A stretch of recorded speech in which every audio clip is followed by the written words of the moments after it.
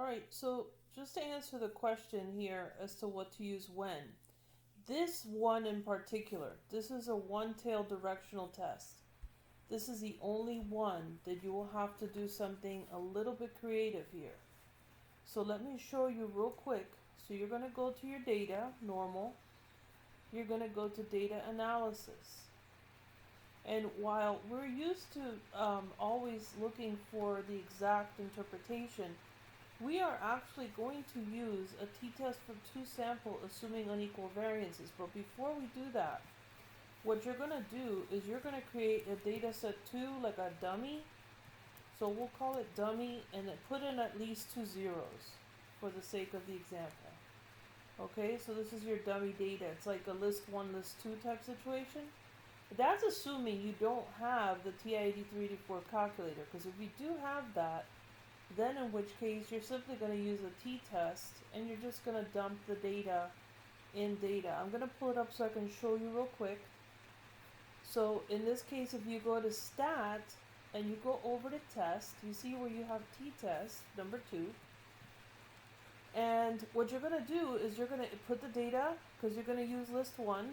All the data will be dumped into list 1, and basically what you would do then, in this case, and this is an example, I would go to list 1 and dump all my numbers. Okay, so just list 1, that's all you would need. Again, you go back to stat and go over to test, and again, like I said, just simply go to t-test and click on data, because that's what you have. The mean that they gave us was 135, I believe. Now my data doesn't match yours at this moment, but that's fine. And they did suggest that the alternative hypothesis was less than this value. So you would click on this and then calculate. Alright, now I'm not going to do the draw part because, like I said, I don't have the same data in this calculator, but you would definitely be, as your first step, go to stat. So again, go to stat and go to enter. Alright, under here, and then you would input your actual weights in list 1. Okay? And then you run your test normally, and then you would obtain your result. Okay, so that's if you have the TI-8384. But we are using data analysis tool pack. So we're going to go to data analysis. And my computer's going crazy here.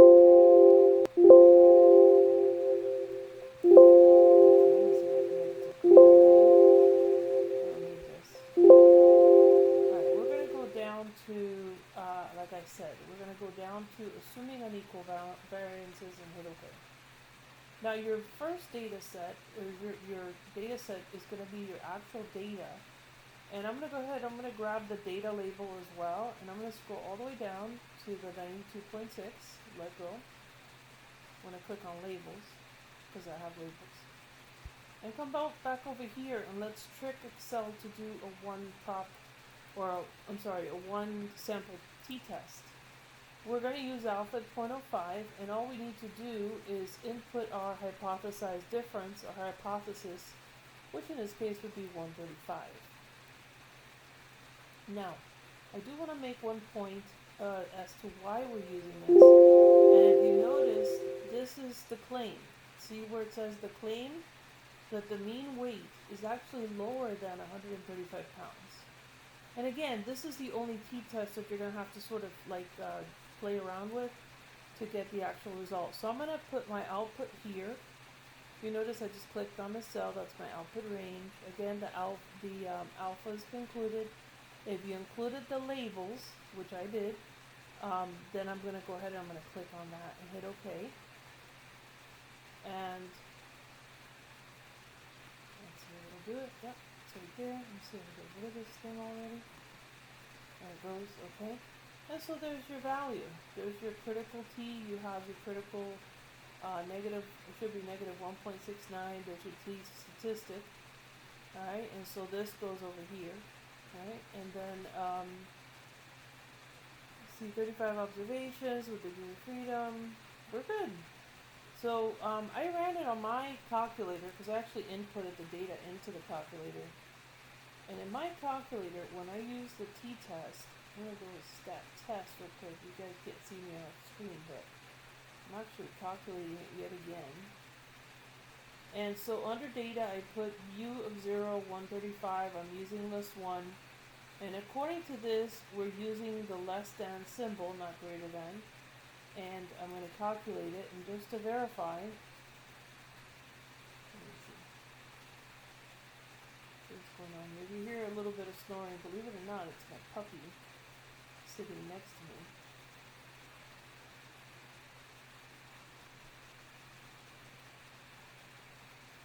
Alright, and oh, I deleted my data. Great. I'll tell you what. Let's go here. I'm going to go ahead and input it one by one. And so I'm going to go to Stat, Enter, and I'm going to scroll over, go up, and clear and enter. So I'm going to do this ridiculous too. It's just distracting for me. Alright, and so I'm going to go back to my list one, and I'm going to input the data one by one. So if you want to just maybe go grab a cup of coffee or do what you gotta do to get situated, or if you're following me along, it's gonna take me about a minute and a half.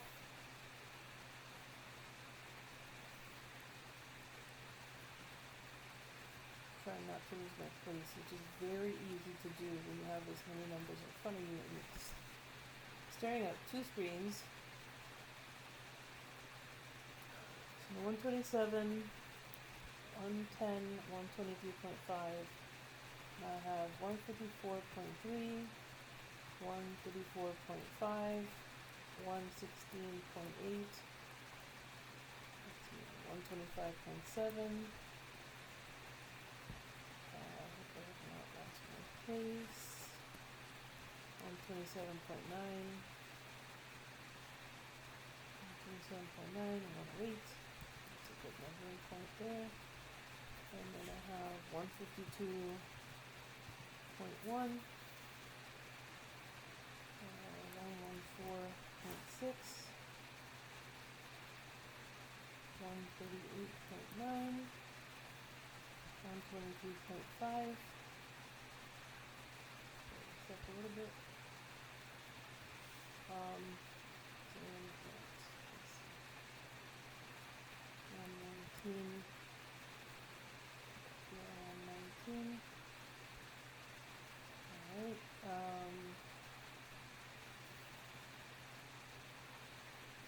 Lost my place.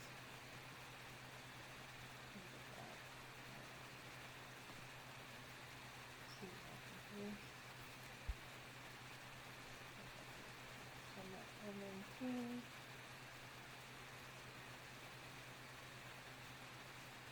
That's right. Okay. I'm going to scroll that back. This is a part of statistics that requires much patience. Okay, 123. Alright, I can go there. 123.5. 138.9. 112.4. 130.1.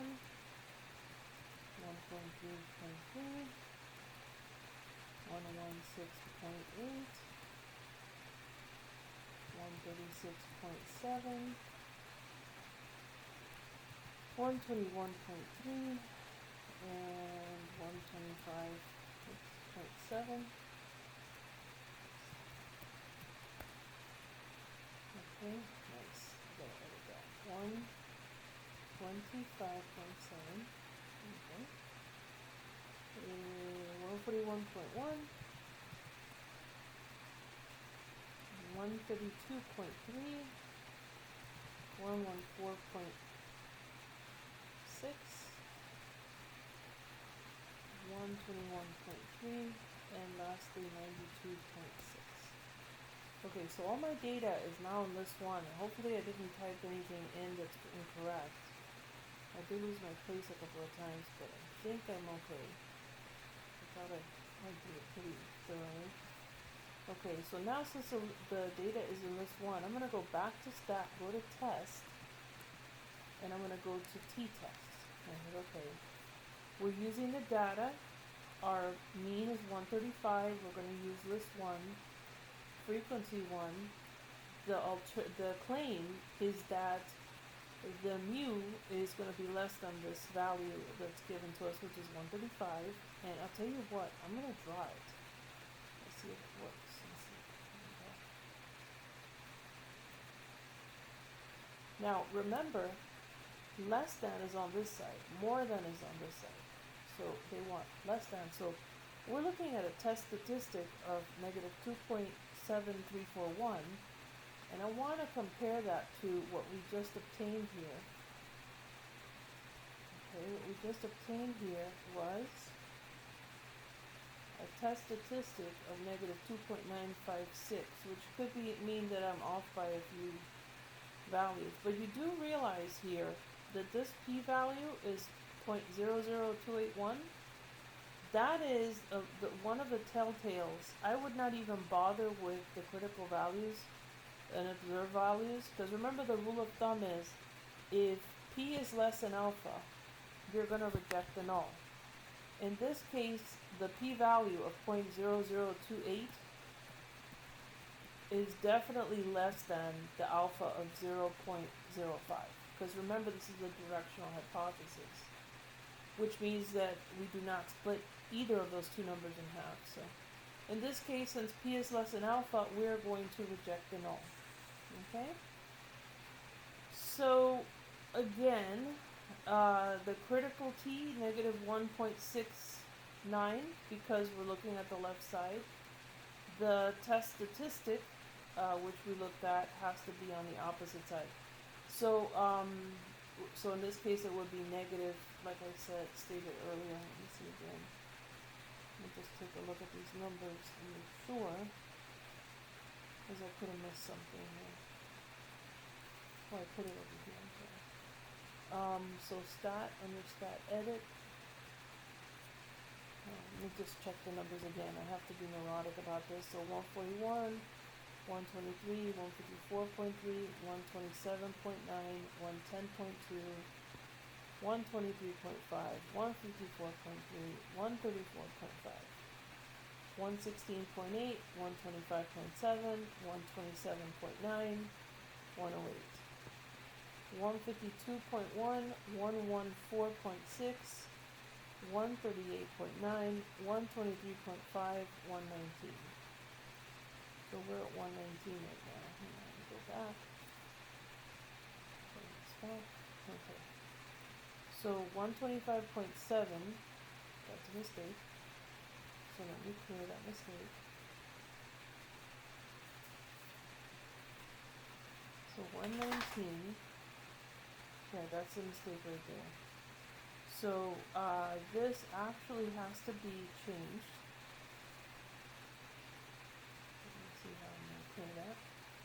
And that number, 119, 125.7. Okay, 138.9, again, this is a mistake here. So 138.9, this should be 119. Let me clear that. See all of these little glitches? 119. Okay. This is also off. Okay, give me 1 second. Let me correct this, because this is causing our numbers to not match. So I'm going to go backwards. 121.3, 114.6, 132.3, 141.1, 125.7. So up to there we're good. 121.3, 136.7, that's correct. 116.8, 143.3, 130.1, 1, yeah, there's a mistake right there. Okay, so let me go back. Okay, let's see. So 119. 125.7, so I'm here. Let me just mark it so I know where I am.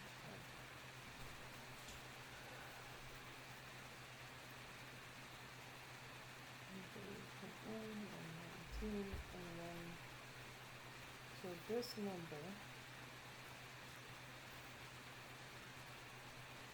there, and that number should be 123.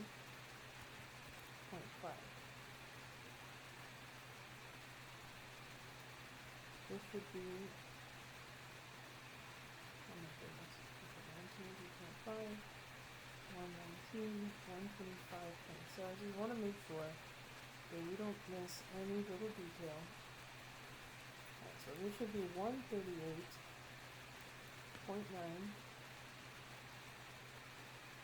The next one should be 112.4. This should be 130.1.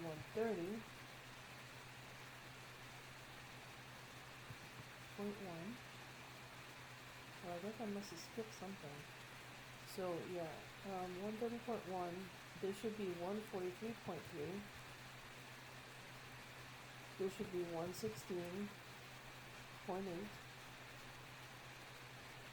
This should be 136.7.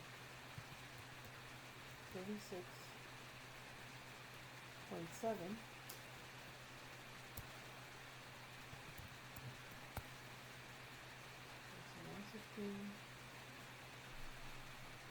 116.8, 136.7, 121.3,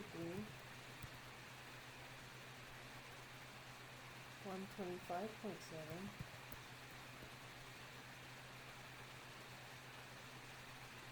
141.1, 132.3,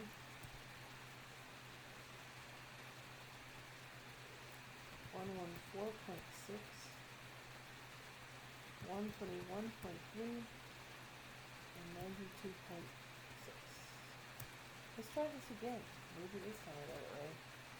So we're going to go to stat, we're going to go to test, again t-test, enter. Data, that's our average, that's this one frequency, and this has to be less than.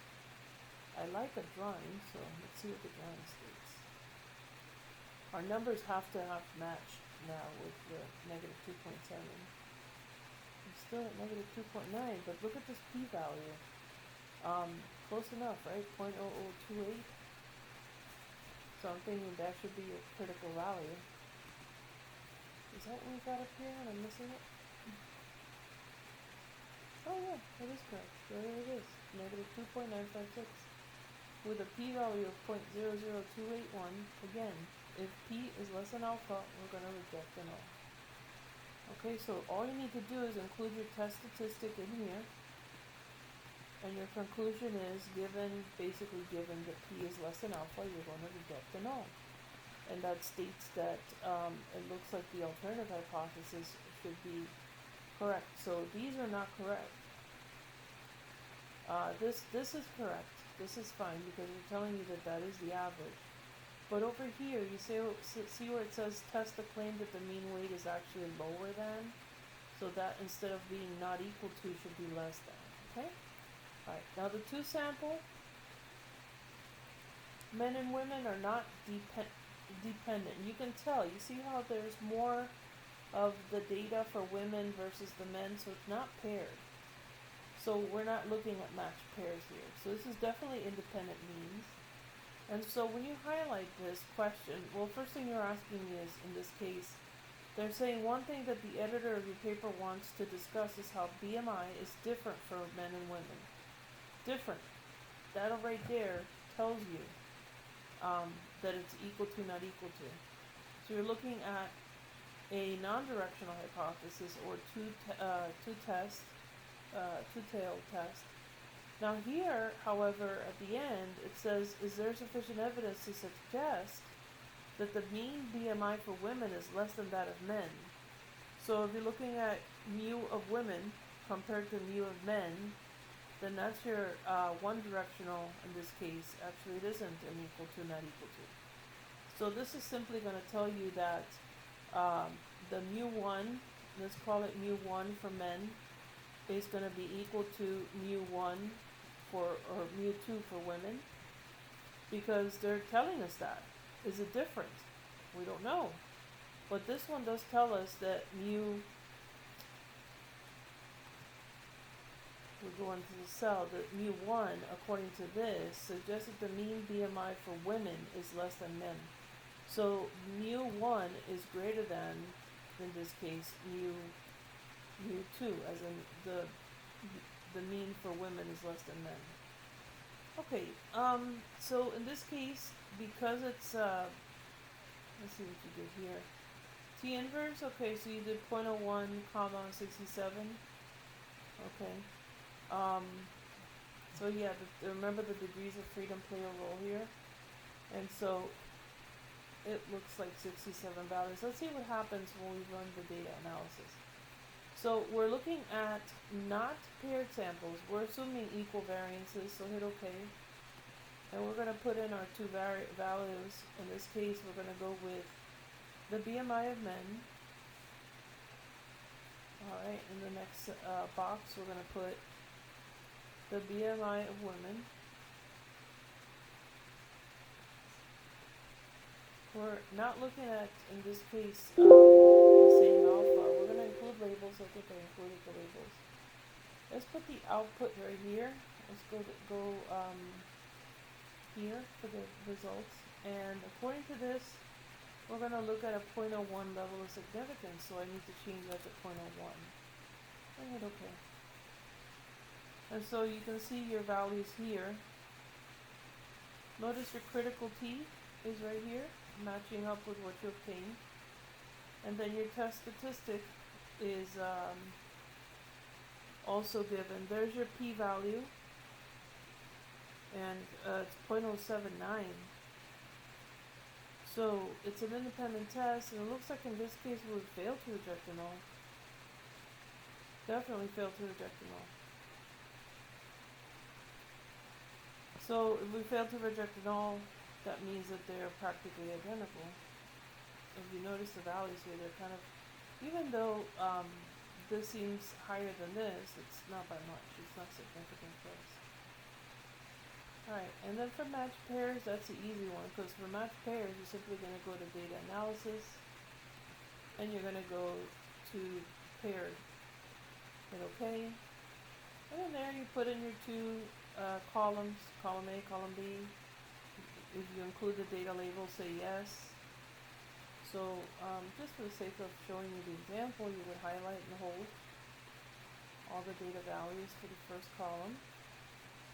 The range, second range would be the same over here. You would highlight and hold below that, including the label. Click on labels.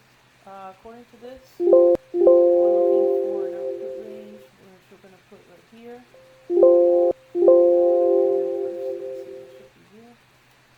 And what else do I need? What is the hypothesis difference? Let's see, we are looking at alpha at 0.05. As a focus of the article, consider the values. Okay, you need to be careful with the value there. And they want to know that it averages less than 15. So our hypothesized value has to be clear here at 15.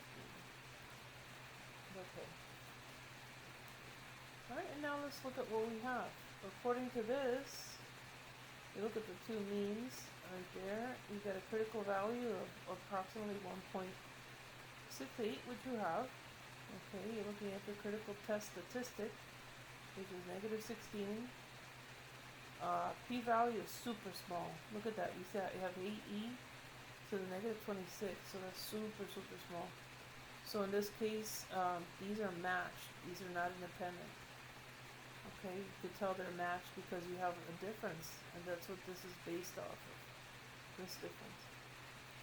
According to the question, it says, as the focus of the article, the myth of freshman 15, consider the data values as April to September to represent the gains or losses in weight over the freshman year. Let mu sub d, the difference, the mean of the differences, as denoted here.